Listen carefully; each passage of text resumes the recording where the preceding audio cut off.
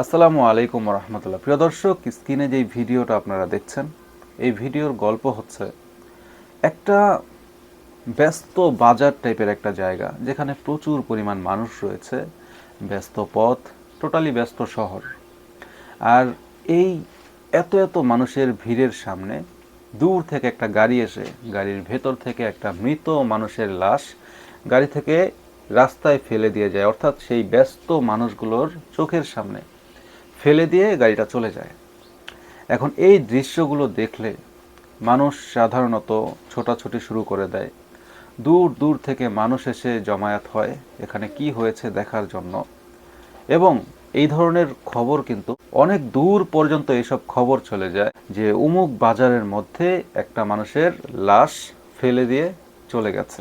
এখন এই ভিডিওতে যেটা হয়, এই এত এত মানুষগুলো যখন এই মৃত মানুষ অর্থাৎ এই লাশের সামনে চলে আসে, যখন প্রচুর পরিমাণ মানুষ সেখানে জমায়েত হয়ে যায়, তখন সেই লাশ হঠাৎ করে জীবিত হয়ে যায়। অর্থাৎ যাকে ফেলে যাওয়া হয়েছে সে হঠাৎ করে জীবিত হয়ে যায়। আর সে উঠে সবাইকে বলতে থাকে, রিল্যাক্স, এটি আসলে একটা প্র্যাঙ্ক ভিডিও। অর্থাৎ তারা মানুষকে বিনোদন দেওয়ার জন্য ভিডিওটা করেছে, এটা তাদের মতামত আর কি। কিন্তু মানুষ কি এখানে বিনোদন পেয়েছে? মানুষ এখানে বিরক্ত হয়েছে, মানুষ এখানে বিভ্রান্ত হয়েছে। মানুষের অনেক কাজ ছিল, সেই কাজগুলো ফেলে মানুষ এখানে এসে দেখে তার সম্পূর্ণ সময়টা নষ্ট হয়ে গেছে।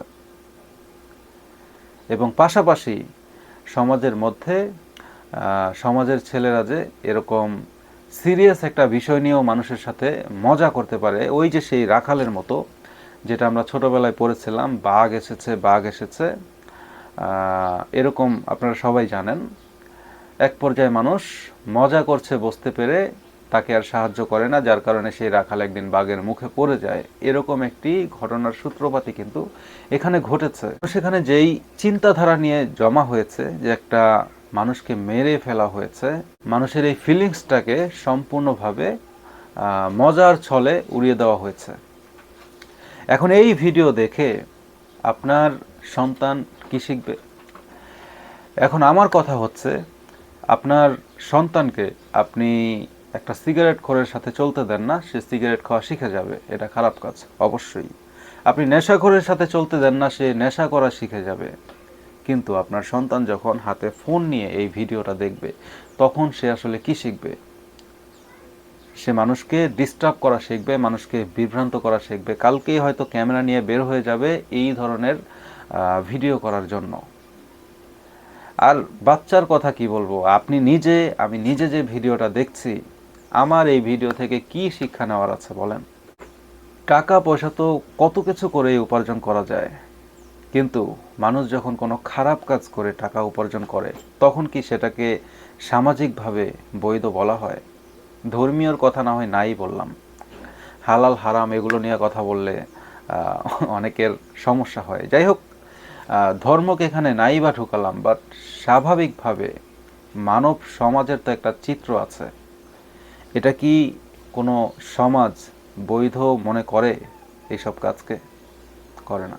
কিন্তু আফসোসের জায়গা হচ্ছে, এইসব ভিডিও দেখেও আপনারা লাইক করেন, আপনারা শেয়ার করেন, আবার সাবস্ক্রাইব বা ফলো করেন।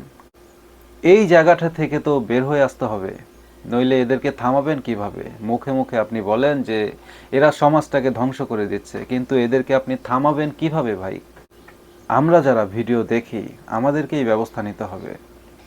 আর সেই ব্যবস্থা হচ্ছে এটাই, যে এদেরকে সাপোর্ট করা যাবে না, এদের ভিডিও দেখে লাইক করা যাবে না, এদের চ্যানেলকে সাপোর্ট করা যাবে না, এটা থেকে বিরত থাকতে হবে।